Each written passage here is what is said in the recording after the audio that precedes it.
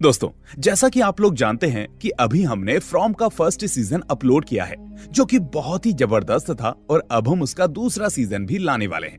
लेकिन उससे पहले हम इस सीरीज को लेकर आए हैं जो कि बहुत ही बेहतरीन है और कुछ दिनों पहले से ZEE5 पर हाई रेटिंग के साथ धूम मचा रही है। सीरीज का नाम आप स्क्रीन पर देख सकते हैं। भाई पूरी सीरीज ना सस्पेंस से भरपूर है, तो मजा आना तो पक्का है। इसीलिए बिना देरी किए चलिए शुरू करते हैं हमारी आज की ये सीरीज। लेकिन आगे बढ़ने से पहले हमारे चैनल को सब्सक्राइब करना ना भूलें। तो कहानी की शुरुआत एक घनी काली रात से होती है, जहां चारों तरफ सन्नाटा और सड़क पर दूर दूर तक कोई दिखाई नहीं देता। इसी सुनसान सड़क पर हमें 4 औरतें दिखाई देती हैं, जो काफी डरी हुई लग रही थी।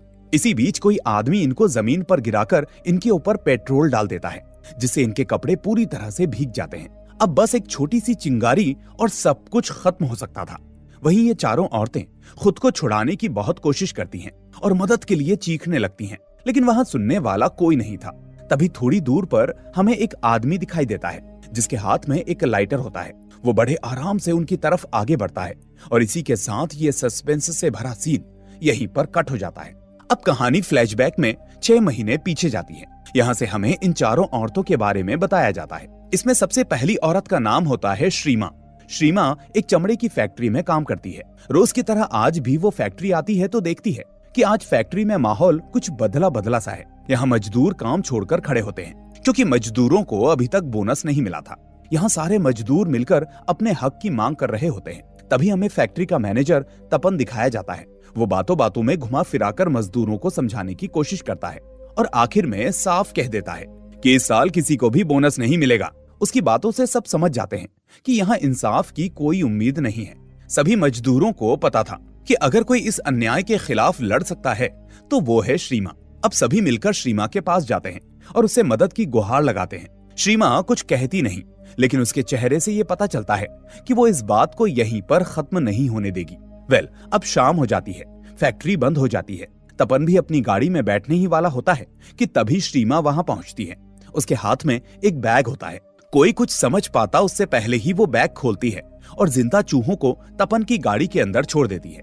अचानक गाड़ी के अंदर हड़कंप मच जाता है। तपन घबरा जाता है और जोर जोर से चिल्लाने लगता है। वो गाड़ी से बाहर निकलता है और देखते ही देखते लोग जमा हो जाते हैं। वहीं श्रीमा बिना कुछ कहे बिल्कुल शांत खड़ी रहती है। असल में वो तपन को डराना चाहती थी कि इंसाफ नहीं मिला तो खामियाजा भुगतना पड़ सकता है। वहीं गाड़ी से निकले चूहे तपन के शरीर पर दौड़ने लगते हैं, उसे काटने लगते हैं। दर्द और घबराहट में आखिरकार तपन सब कुछ मानने को तैयार हो जाता है और कर्मचारियों की सारी मांगे मान ली जाती हैं। ये देखकर श्रीमा आगे बढ़ती है और हालात को समझते हुए तपन को बचा लेती है। लेकिन ये तो बस शुरुआत थी, अभी तो बहुत कुछ होना बाकी था। इसके बाद कहानी में हमें श्रीमा की निजी जिंदगी को दिखाया जाता है। उसके घर में उसका पति और एक बेटा है।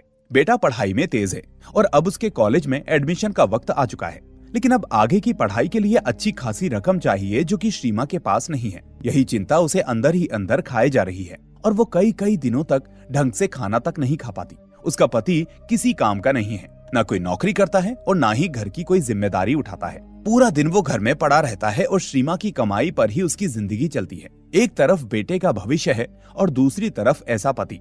यही है श्रीमा की असली लड़ाई। अब कहानी आगे बढ़ती है और हमें मिंती नाम की एक दूसरी लेडी को दिखाया जाता है। मिंती भी श्रीमा के जैसी ही एक औरत है, बस फर्क इतना है कि वो दूसरों के घरों में काम करती है। एक दिन काम के बाद वो अपनी छोटी सी बेटी के लिए थोड़ा सा सब्जी बचाकर ले आती है, लेकिन घर की मालकिन उसे रंगे हाथों पकड़ लेती है। मिंती की पूरी दुनिया उसकी बेटी के इर्द गिर्द घूमती है। वही उसकी ताकत है और वही उसकी कमजोरी। अपनी बच्ची के लिए वो रोज अपमान सहती है, हर दिन खुद से लड़ती है और हालात से समझौता करती है। उसकी बेटी अक्सर कुछ अच्छा खाने की जिद करती है। एक दिन वो धीरे से कहती है कि माँ, आज कुछ स्वाद वाला खाना चाहिए। मिंती उसे प्यार से समझाती है। वो कहती है कि अगले महीने तनख्वाह मिलेगी ना, तो तुम्हारे लिए पनीर लेकर आऊंगी। छोटी सी बच्ची अपनी माँ की मजबूरी समझ जाती है। वो अंदर जाती है और अपनी मिट्टी की गुल्लक लेकर आती है। वो उनमें से कुछ सिक्के निकालकर अपनी माँ को दे देती है और प्यार से कहती है कि जब अगले महीने सैलरी मिले तो मेरे लिए ये पैसे वापस गुल्लक में डाल देना। ये देखकर मिंती की आंखें भर आती हैं। उसके पास कहने को कुछ नहीं होता, वो बस अपनी बेटी को सीने से लगा लेती है। तभी अचानक दरवाजा जोर से खुलता है। मिंती का पति दुलाल नशे में धुत घर में घुसता है। आते ही बिना कुछ बोले वो मिंती को 2-4 थप्पड़ जड़ देता है और खाना परोसने का ऑर्डर देता है। डर के मारे मिंती रोने लगती है,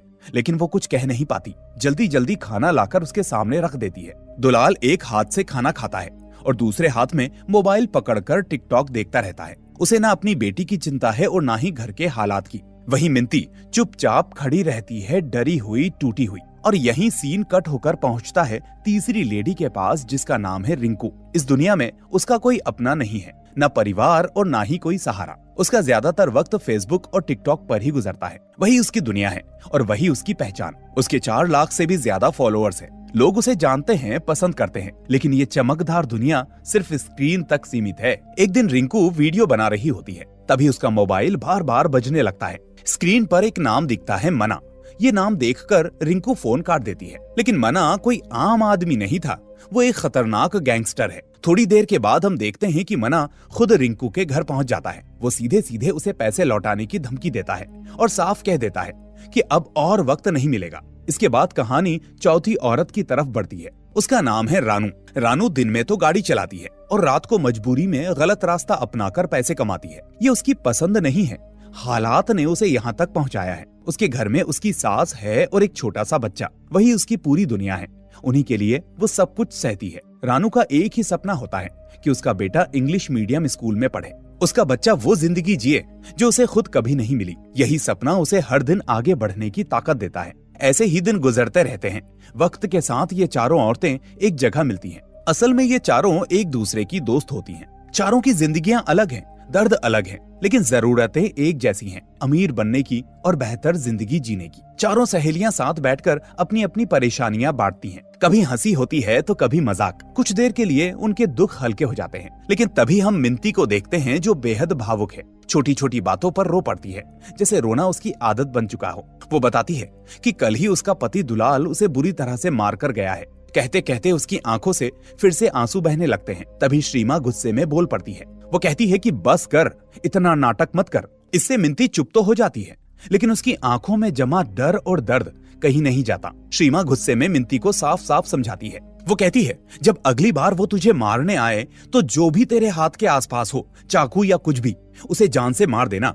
डरने की कोई जरूरत नहीं है। वेल, इसके बाद सीन शिफ्ट होता है दुलाल पर। वो एक बार में बैठा होता है और ताश खेल रहा होता है। उस पर पहले से ही काफी लोगों का कर्जा भी है। तभी वेटर उसके पास आता है और बकाया चुकाने की बात करता है, लेकिन दुलाल अकड़ में जवाब देता है। वो कहता है कि वो बिना पैसे दिए ही खेलेगा। साथ ही वो बार के मालिक राणा को बुलाने के लिए भी कह देता है। वहीं हम गैंगस्टर राणा को देखते हैं। यही इस बार का मालिक है। कुछ देर पहले ही उसने एक स्कूल टीचर को उठवाया था। वजह बस इतनी थी कि उसके बेटे ने उसके टीचर को क्लास में डांट दिया था। राणा उस टीचर को अपने सामने बैठाकर बड़े शांत लहजे में समझाता है कि उसने कितनी बड़ी गलती कर दी, और यहीं पर यह सीन कट हो जाता है। इसके बाद राणा सीधे बार में दुलाल के पास आता है। शुरुआत में दुलाल उसे बिल्कुल हल्के में लेता है, आंखों में आंखें डालकर बहस करता है जैसे सामने कोई आम आदमी बैठा हो। तभी राणा बिना कुछ बोले अपनी कमर से एक चीज निकालता है और सीधा टेबल पर रख देता है।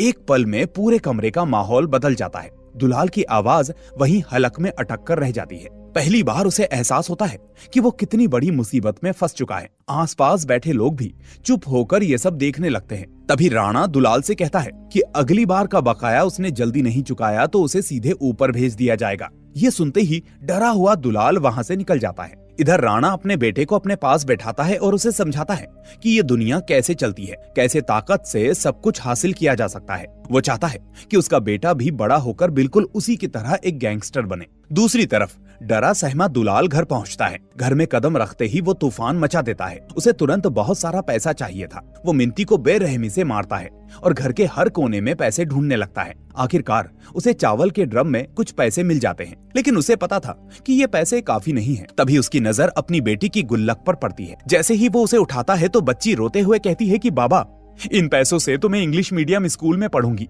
लेकिन दुलाल एक पल भी नहीं रुकता। वो बच्ची को जोर से धक्का देकर हटा देता है। तभी मिंती बीच में आ जाती है, उसे रोकने की कोशिश करती है, लेकिन दुलाल गुल्लक तोड़ देता है और सारे पैसे ले लेता है। इतना ही नहीं, वो मिंती को जबरदस्ती अपने साथ राणा के पास ले जाने की कोशिश करता है। बस यही आखिरी सीमा थी और इसी हरकत से मिंती का सब्र टूट जाता है। बरसों का डर, अपमान, दर्द सब एक ही पल में फूट पड़ता है। वो पास पड़ी बोतल उठाती है और अगले ही पल दुलाल के सिर पर दे मारती है। इसके बाद मिंती खुद भी वहीं पर बेहोश हो जाती है। जब उसे होश आता है तो वो देखती है कि दुलाल अब जिंदा नहीं है। कमरे में ऐसा सन्नाटा होता है जैसे हवा भी थम गई हो। मिंती समझ नहीं पाती कि अब क्या करे। उसके हाथ कांपने लगते हैं, दिमाग सुन्न पड़ चुका होता है। आखिरकार वो श्रीमा को अपने घर बुलाती है। श्रीमा घर में कदम रखते ही सब देख लेती है। दुलाल लहू लुहान पड़ा होता है और मिंती वहीं डरी हुई बैठी होती है। वो हैरान रह जाती है। उसे यकीन नहीं होता कि इतनी डरपोक मिंती ऐसा कर सकती है। मिंती रोते हुए कहती है कि उससे बहुत बड़ी गलती हो गई, अब वो क्या करेगी। डरते डरते वो श्रीमा से सवाल करती है कि अगर वो पुलिस को सच सच बता दे कि ये सब कुछ जानबूझकर नहीं हुआ तो क्या वो उसे माफ कर देंगे। श्रीमा कहती है, तूने एक आदमी को मारा है, फांसी नहीं हुई तो भी सालों तक जेल में सड़ना पड़ेगा, और जब तू बाहर निकलेगी तब तक बूढ़ी हो चुकी होगी, उस वक्त तेरी बेटी का क्या होगा। ये सुनते ही मिंती फूट फूट कर रोने लगती है। उसकी आंखों के सामने सिर्फ अपनी बेटी का चेहरा घूमने लगता है। रोते रोते वो श्रीमा को एक और बात बताती है। वो कहती है कि दुलाल के नाम पर एक इंश्योरेंस था, उससे अब बहुत सारा पैसा मिलेगा। अगर वो पैसा मिल गया तो आधा तुम्हारा और आधा अपनी बेटी के लिए रख लूंगी, बस तुम मेरी मदद कर दो। पैसों की बात सुनते ही श्रीमा चुप हो जाती है। उसे खुद पैसों की बहुत जरूरत थी। वो हालात को समझती है और आखिरकार मिंती की मदद करने के लिए तैयार हो जाती है। श्रीमा सख्त लहजे में कहती है, ध्यान से सुन, जब तक मैं ना कहूं तब तक तू कहीं नहीं जाएगी। पहले माहौल ठंडा होने दे, एक शब्द भी बाहर नहीं जाना चाहिए। इस वक्त सबसे बड़ा सवाल यही था कि दुलाल की लाश को आखिर रखा कहां जाए। श्रीमा जानती थी कि ये काम वो अकेले नहीं कर सकती, इसी वजह से वो रानू को बुलाती है। अब तीनों मिलकर एक प्लान बनाती हैं। तय होता है कि दुलाल की बॉडी को रानू के ऑटो में डालकर श्रीमा के घर ले जाया जाएगा। ये सुनते ही रानू पीछे हट जाती है। वो साफ कह देती है कि वो इस झंझट में फंसना नहीं चाहती। इस पर श्रीमा गुस्से में फट पड़ती है। वो कहती है कि जो गंदा काम तू मजबूरी में करके पेट पालती है, अगर आज ये काम कर लिया तो फिर जिंदगी भर किसी के सामने ये सब करना नहीं पड़ेगा। श्रीमा की बात रानू के दिल में उतर जाती है। थोड़ी देर सोचने के बाद वो मान जाती है। दोनों मिलकर दुलाल की बॉडी को ऑटो में रखते हैं। मिंती को साफ साफ हिदायत दी जाती है कि वो पूरा घर अच्छे से धो पोंछकर बिल्कुल साफ कर दे, ऐसे जैसे कुछ हुआ ही ना हो। वहीं रानू और श्रीमा बॉडी को लेकर श्रीमा के घर पहुंच जाती हैं। उस दिन घर में ना उसका बेटा होता है और ना ही उसका पति। मौका बिल्कुल सही था। दोनों तय करती हैं कि दुलाल की बॉडी को टुकड़ों में काटकर अलग अलग जगहों पर फेंक दिया जाएगा। इस सब के दौरान रानू बुरी तरह से डरी हुई होती है, फिर भी वो खुद को संभालती है और चुपचाप दुलाल के कपड़े उतार देती है। श्रीमा अब पूरी तरह से तैयार हो चुकी होती है। प्लान साफ है, पहले हाथ फिर पैर अलग किए जाएंगे।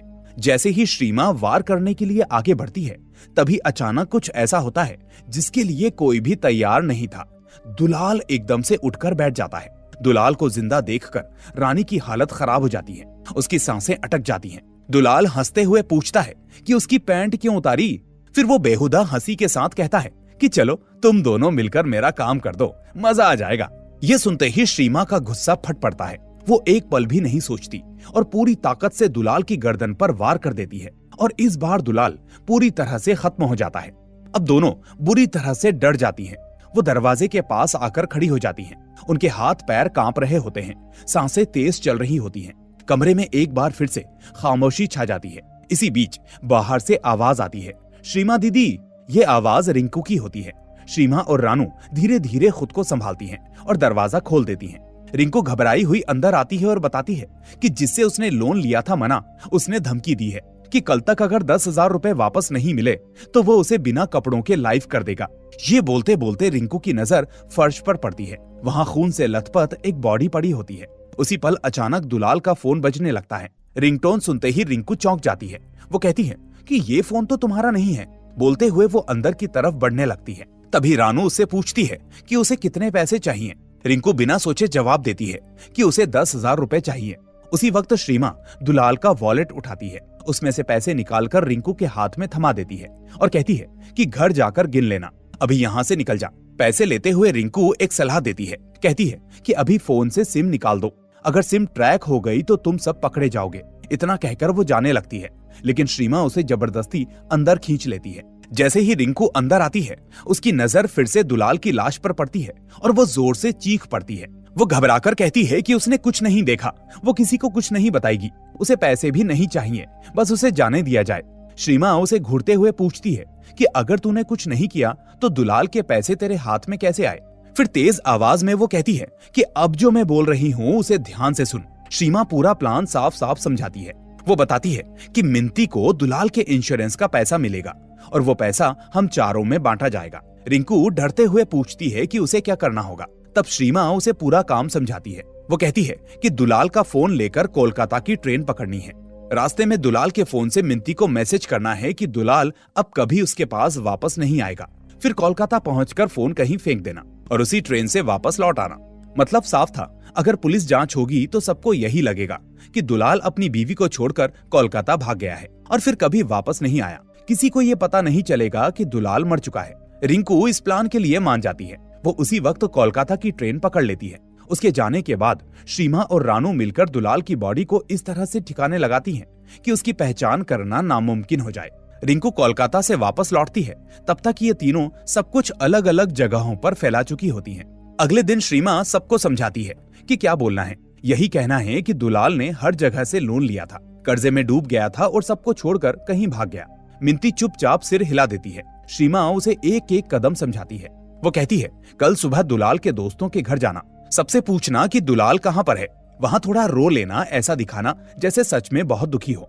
फिर 2 दिन के बाद थाने जाना, वहाँ भी ये सारा नाटक करना, रोना, गिड़गिड़ाना और एक मिसिंग FIR लिखवा देना। मिंती फिर वैसा ही करती है। पहले दुलाल की जान पहचान वालों के पास जाती है, फिर थाने पहुंचकर रोते हुए रिपोर्ट दर्ज करा देती है। पुलिस इस मामले को हल्के में नहीं लेती।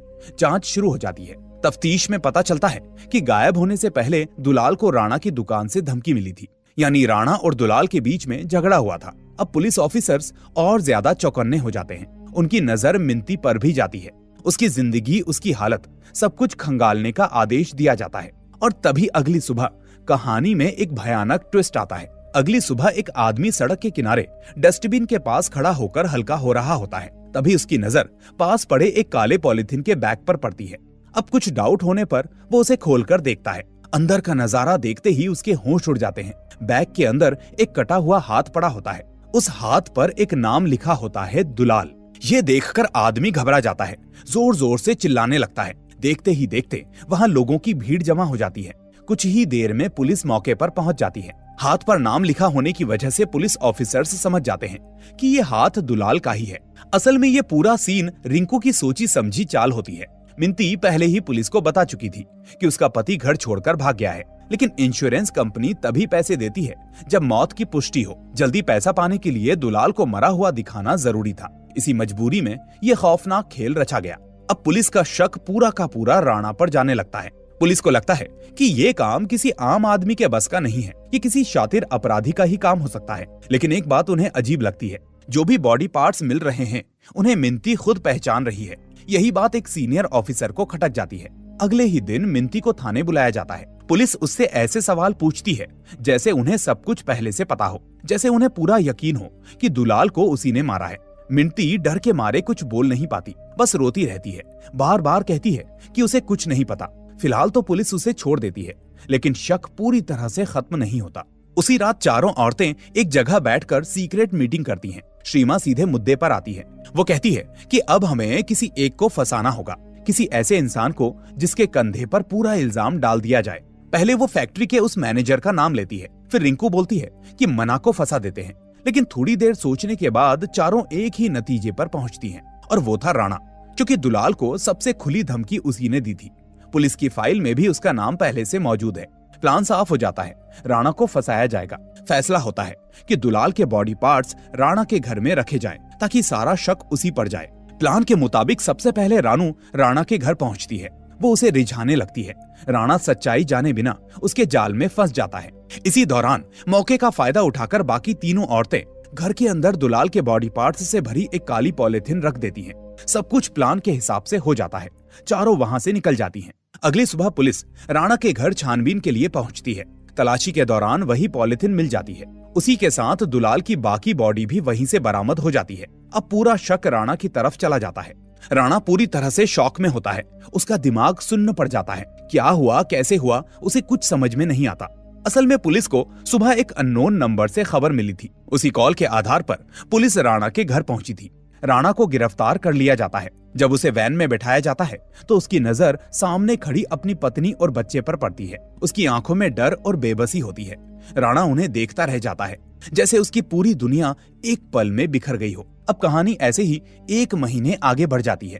आखिरकार मिंती को पूरा इंश्योरेंस का पैसा मिल जाता है। चारों औरतें पहली बार चैन की सांस लेती हैं। डर, खौफ, मेहनत सब कुछ जैसे रंग ले आता है। इसके बाद चारों एक तय जगह पर मिलती हैं। प्लान के मुताबिक मिंती को पैसे लेकर आना था ताकि आपस में बांट लिया जाए, लेकिन मिंती अचानक कहती है कि वो बैग तो घर पर ही भूल आई है। जैसे ही ये बात उसके मुंह से निकलती है, सबके चेहरे गुस्से में बदल जाते हैं। तभी मिंती अपना मोबाइल निकालती है और एक वीडियो चलाती है। वीडियो देखते ही सब समझ जाती हैं कि शुरू से लेकर अब तक जो कुछ भी हुआ था, श्रीमा, रानू, रिंकू, सब कुछ मिंती ने रिकॉर्ड करके रखा था। मिंती कहती है कि ये वीडियो सिर्फ यहाँ तक नहीं है, ये और भी कई जगह सेव है। अगर उसे कुछ हुआ तो ये अपने आप टीवी तक पहुंच जाएगा। ये सुनते ही सबके होश उड़ जाते हैं। रानू गुस्से में चिल्लाती है, तूने हमारी पीठ में छुरा घोंपा है मिंती। मिंती शांति से जवाब देती है, मेरी बेटी ने बचपन से कुछ भी नहीं पाया, उसके भविष्य के लिए मुझे ये करना पड़ा। वो साफ कहती है कि ये पूरा पैसा सिर्फ उसकी बेटी का है। उसने अपनी पति की कुर्बानी भी उसी के लिए दी है। पहले उसकी बेटी, उसके बाद पूरी दुनिया। ये सुनते ही वहां मौजूद सबकी जिंदगी जैसे एक पल के लिए थम जाती है। अब कोई कुछ कह नहीं सकता था। मजबूरी में सब अपने अपने घर लौट जाती हैं। उधर रिंकू की जिंदगी पूरी तरह से बिखर चुकी होती है। उसके पास अब एक भी पैसा नहीं बचा होता। तभी लोन के लिए मना उसके पीछे पड़ जाता है। गाड़ी की किश्त मांगने के लिए वो खुद रिंकू के घर पहुंच जाता है। वो उसे डराता है, उसके कपड़े उतार कर वीडियो बनाने की तैयारी करता है। डर के मारे रिंकू टूट जाती है। वो कहती है कि उसके पास पैसे नहीं है, लेकिन वो उसे एक ऐसी औरत के बारे में बता सकती है जिसने अपने ही पति को मारकर इंश्योरेंस से ढेर सारा पैसा निकाला है। ये सुनते ही मना रुक जाता है। रिंकू उसके सामने पूरा सच खोल देती है। मिंती, दुलाल की मौत, इंश्योरेंस का खेल और चारों औरतों का पूरा प्लान। और अब यहीं से कहानी पलट जाती है। अब मना सब कुछ जान चुका होता है। वो चारों औरतों को एक जगह इकट्ठा करता है और बताता है कि किसी ने उसे मारने की सुपारी दी है, लेकिन उसके लिए सबसे बड़ी परेशानी बॉडी को गायब करना है। मना उन्हें एक ऑफर देता है, अगर ये चारों उसके लिए काम करेंगी तो वो उन्हें 2 लाख रुपए देगा। मतलब हर एक के हिस्से में 50-50 हजार रुपए आएंगे। ये सुनकर चारों चुप हो जाती हैं। वो ये सब करना तो नहीं चाहती थी, लेकिन मना उन्हें धमकी देता है। वो कहता है अगर उन्होंने उसका काम नहीं किया तो वो पुलिस को जाकर सब कुछ बता देगा। डर के चलते उन्हें उसकी बात माननी ही पड़ती है। इसके बाद मना उन्हें अपनी फैक्ट्री दिखाता है, एक ऐसी जगह जहां हर हफ्ते 1 या 2 बॉडी आ ही जाती हैं। कभी कभी तो एक ही दिन में 2-2 बॉडीज भी। उनका काम होता है बॉडी को ठिकाने लगाना।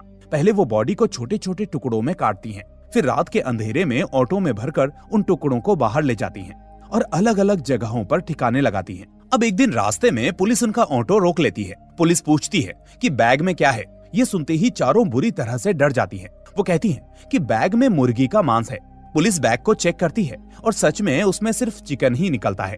असल में श्रीमा ने पहले से ही सब कुछ प्लान करके रखा था। उसे अंदाजा था कि कभी ना कभी वो पकड़ी जा सकती है, इसलिए उसने एक मैकेनिक से ऑटो की सीट के नीचे बैटरी काटकर एक गुप्त जगह बनवा ली थी। असली बॉडी के टुकड़े वहीं पर छुपाए जाते थे और बाहर वाले बैग में सिर्फ चिकन रखा जाता था। अब पुलिस उन्हें छोड़ देती है। इसके बाद वो सब एक मछली फार्म पर पहुंचते हैं और असली मांस वहां की मछलियों को खिला देती हैं। काम खत्म होते ही मना उन्हें पैसों के बंडल सौंप देता है। श्रीमा सबको समझाती है कि अब वो सब एक ही जंगल में घुस चुकी हैं। अगर कोई अलग हुआ तो बाहर की दुनिया उन्हें जिंदा नहीं छोड़ेगी। इस बात को सुनकर मिंती फूट फूट कर रोने लगती है। वो अपनी गलती मानती है और माफी मांगती है। वो कहती है कि उसने हमेशा अपनी बेटी के लिए ही सब कुछ किया है और अब तक उसने एक भी पैसा खर्च नहीं किया है। उसकी आंखों में साफ पछतावा दिखाई देता है। आखिरकार सब एक दूसरे को माफ कर देती हैं और साथ मिलकर काम जारी रखने का फैसला करती हैं। समय गुजरता जाता है। करीब 3 महीने ऐसे ही बीत जाते हैं। अब वो अलग अलग तरीकों से बॉडी को गायब करने लगती हैं, हर बार पूरी प्लानिंग और सावधानी के साथ। इसी के साथ उनके घरों की हालत भी सुधरने लगती है। आखिरकार श्रीमा अपने बेटे को उसके सपनों के कॉलेज में एडमिशन दिलवा देती है, जिसे देखकर उसका बेटा बेहद खुश होता है। बाकी सभी के घरों में भी अब चैन और सुकून लौट आता है। कमाई अच्छी चल रही होती है, लेकिन तभी एक सीन में दिखाया जाता है कि कोई उन्हें छुपकर फॉलो कर रहा है। फिलहाल ये नहीं बताया जाता कि वो कौन है, लेकिन इसका खुलासा आगे होगा। इधर समय के साथ साथ ये टीम अपने काम का तरीका बदल लेती है। अब ये बॉडी को काटती नहीं, वो एक खास लिक्विड सॉल्यूशन का इस्तेमाल करने लगती है। जो भी बॉडी पार्ट्स उस लिक्विड में डाला जाता है वो पूरी तरह से गायब हो जाता है। दूसरी तरफ पुलिस के पास रहस्यमयी मिसिंग केसेस लगातार बढ़ते जा रहे होते हैं। एक कांस्टेबल परेशान होकर कहता है कि कोई सुराग ही नहीं मिल रहा ऑफिसर जवाब देता है कि दुलाल के गायब होने के बाद से इस इलाके में दिन दहाड़े लोग लापता हो रहे हैं। इसके बाद सीन फिर से औरतों के पास लौटता है। अब उनके सामने एक और बॉडी रख दी जाती है जिसे उन्हें ठिकाने लगाना होता है। अब जैसे ही चारों औरतें उस बॉडी को देखती हैं, उनके मुंह खुले के खुले रह जाते हैं। कुछ सेकंड्स के लिए कोई कुछ बोल ही नहीं पाता, क्योंकि ये बॉडी किसी और की नहीं बल्कि मना की होती है और उसके माथे पर खून से लिखा होता है, अब तुम्हारी बारी। ये देखते ही चारों सन्न रह जाती हैं। ये देखकर सभी तुरंत फैसला करते हैं कि अब सब अलग अलग गायब हो जाएंगी। कोई किसी से संपर्क नहीं रखेगा, ना फोन, ना मैसेज, ना कोई मुलाकात। तभी कुछ दिन के बाद रिंकू के घर पर एक पार्सल आता है। भेजने वाले का कोई नाम लिखा हुआ नहीं होता। रिंकू जैसे ही बॉक्स खोलती है, अंदर एक लिपस्टिक रखी होती है। वो बिना सोचे उसे लगा लेती है, लेकिन अगले ही पल उसके होंठ कटने लगते हैं, खून बहने लगता है। वो समझ जाती है कि यह कोई साधारण लिपस्टिक नहीं है। घबराकर रिंकू पानी का नल खोलती है, लेकिन नल से पानी की जगह लाल रंग का पानी बहने लगता है। डर के मारे उसके हाथ कांपने लगते हैं। वो किसी को फॉलो करने के लिए फोन उठाती है।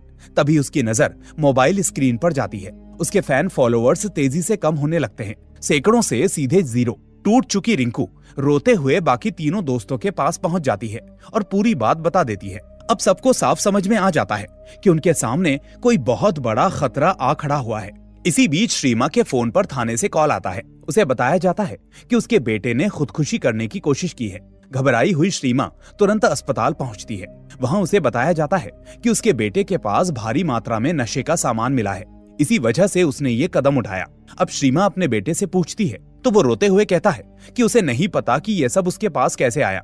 उसी पल श्रीमा को एहसास होता है कि उसकी की हुई गलतियों की सजा अब उसका बेटा भुगत रहा है। श्रीमा बाहर आती है तो बाकी तीनों उसे चुप कराने की कोशिश करती हैं, लेकिन सच्चाई ये थी कि अब चारों के दिल में एक ही डर बैठ चुका था। ये खेल अब सिर्फ उन्हीं तक सीमित नहीं रहा था। चारों के घर बच्चे हैं, अगर बच्चों को कुछ हो गया तो वो कभी भी खुद को माफ नहीं कर पाएंगी। इसी डर के बीच चारों के फोन पर एक ही समय पर एक मैसेज आता है, मुझे तुम्हारे सारे कुकर्मों का पता है। आज सुबह 6 बजे तक अगर पूरे 6 लाख रुपए मैनेज नहीं किए गए तो तुम्हारे बच्चों का बहुत बुरा हाल होगा। अब कोई भी रिस्क लेने को तैयार नहीं होता। सब एक ही फैसला करती हैं, पैसा दोबारा कमाया जा सकता है लेकिन बच्चों को कुछ नहीं होने देंगे। चारों मिलकर किसी तरह से पूरे पैसों का इंतजाम करती हैं। पूरी रकम एक बैग में भरकर बताई गई जगह पर रखाती हैं। लेकिन अगले ही पल कहानी एक चौंकाने वाला मोड़ लाती है। वही पैसों से भरा बैग एक लड़की लेकर सीधे रानू के पास पहुंच जाती है। उसी वक्त रानू को एहसास हो जाता है जिस बात का उसे काफी समय से शक था वो अब सच बन चुकी थी। असल में रानू बहुत पहले ही सब कुछ समझ चुकी थी और अब ये खेल अपने असली रूप में सामने आने वाला था। असल में श्रीमा के बेटे के साथ जो कुछ भी बुरा हुआ था वही देखकर रानू अंदर से टूट गई थी। उसके मन में एक ही डर बैठ गया था कि कहीं उसके बच्चे के साथ भी कुछ ऐसा ना हो जाए। इसी डर ने उसे एक बड़ा फैसला लेने के लिए मजबूर कर दिया था। रानू तय कर लेती है कि वो ये फैसला लेकर यहाँ से गायब हो जाएगी और कहीं दूर जाकर एक नई जिंदगी शुरू करेगी। वो जानती थी कि नई शुरुआत के लिए बहुत सारा पैसा चाहिए, इसलिए रानू ने ये पूरी चाल पहले से अपने एक दोस्त के साथ मिलकर प्लान की थी। उसी दोस्त के जरिए उसने सबके फोन पर एक नकली धमकी भरा मैसेज भिजवाया। मकसद साफ था, तीनों से 6 लाख रुपए इकट्ठा करना और फिर मौका मिलते ही गायब हो जाना। लेकिन जैसे ही रानू पैसों से भरा बैग लेकर घर लौटती है उसे एक अजीब नजारा देखने को मिलता है। मोहल्ले के लोग उसे देखकर हंस रहे होते हैं, कोई इशारे कर रहा होता है तो कोई फुसफुसा रहा होता है। रानू जब गौर करती है तो उसके पैरों तले जमीन खिसक जाती है। हर दीवार पर उसकी गंदी हरकतों की तस्वीरें चिपकी होती हैं।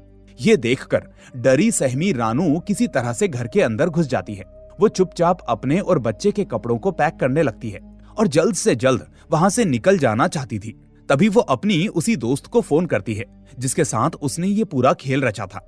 लेकिन अगले ही पल रानू सन्न रह जाती है। फोन की रिंगटोन घर के बाहर ही सुनाई देती है।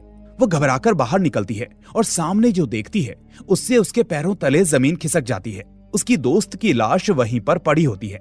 उसी वक्त रानू का बेटा भी बाहर आ जाता है। रानू अपनी दोस्त की बॉडी को पकड़कर बिलख बिलख कर रोने लगती है। तभी अचानक उसके सामने राणा आकर खड़ा हो जाता है। राणा के हाथ में पेट्रोल से भरी जलती हुई बोतल होती है। वो बिना एक पल सोचे बोतल सीधे रानू के घर के अंदर फेंक देता है। उस वक्त घर के अंदर रानू की सास मौजूद होती है। आग की लपटें उठने लगती हैं। रानू चीखते हुए राणा के सामने गिर जाती है। वो रोते हुए कहती है कि उसके पास बहुत सारा पैसा है, वो पैसों से भरा बैग राणा के पैरों में उछाल देती है और माफी मांगने लगती है, लेकिन राणा उस बैग को उठाकर आग में फेंक देता है। उसे पैसे नहीं चाहिए थे, वो बेगुनाह होते हुए भी एक अपराधी बना दिया गया था। यहीं से कहानी एक फ्लैशबैक में चली जाती है। असल में राणा का अपना बेटा उससे बात तक नहीं करना चाहता था। स्कूल से भी उसके बच्चों को निकाल दिया गया था। वजह सिर्फ एक थी, सब कहते थे कि तेरा बाप गुंडा है। कोई बच्चा उसके बेटे के पास तक नहीं आता था। एक दिन राणा की पत्नी पूरी तरह से टूट जाती है। वो रोते हुए कहती है कि अगर सच में तू अपने बेटे का भला चाहता है तो अब से खुद को उसका बाप कहना बंद कर दे। उसी पल से राणा के अंदर जो आग जल रही थी वो सिर्फ नफरत की नहीं थी, वो उसके बच्चे के टूटे हुए भविष्य की आग थी। कुछ समय के बाद राणा जमानत पर बाहर आता है। जांच के दौरान उसे एक एक करके सारी सच्चाई पता चलती है। मना का पूरा गंदा बिजनेस असल में वही चारों औरतें संभाल रही थी। सबूत इकट्ठा करने के बाद राणा सबसे पहले मना को रास्ते से हटाता है। उसके बाद लिपस्टिक वाला खेल, फोन हैक करना, श्रीमा के बेटे को फंसाना और रानू के साथ जो कुछ भी हुआ, ये सब राणा की सोची समझी प्लानिंग थी। और जब अगले दिन रानू के साथ हुई घटना सबके सामने आती है तो उन चारों औरतों के बीच भारी तनाव पैदा हो जाता है। श्रीमा गुस्से में फट पड़ती है। वो कहती है कि हम में से कोई भी सोने का चम्मच लेकर पैदा नहीं हुआ। हम सबने जिंदगी में कभी न कभी किसी न किसी को नुकसान पहुंचाया है। अगर जिंदा रहना है तो यही सब करना पड़ेगा और अब हम अपनी शर्तों पर जिएंगे। तभी मिंती के फोन पर एक वीडियो कॉल आती है। स्क्रीन पर राणा दिखाई देता है। वो साफ शब्दों में कहता है कि तुम लोगों की वजह से मैंने अपने बेटे को खो दिया। अगर मेरी बात नहीं मानी तो तू भी अपनी बेटी को खो देगी। वो कहता है कि ये कोई धमकी नहीं है, जो कह रहा हूँ ध्यान से सुन लो। कल पूरी रात तुम लोग मेरे लिए बिना पैसों के काम करोगी। अगर ऐसा नहीं हुआ तो तेरी बेटी को लेकर लाइव में काटने पीटने का खेल शुरू हो जाएगा। ये सुनते ही चारों औरतों के अंदर डर और गुस्सा एक साथ उबल पड़ता है।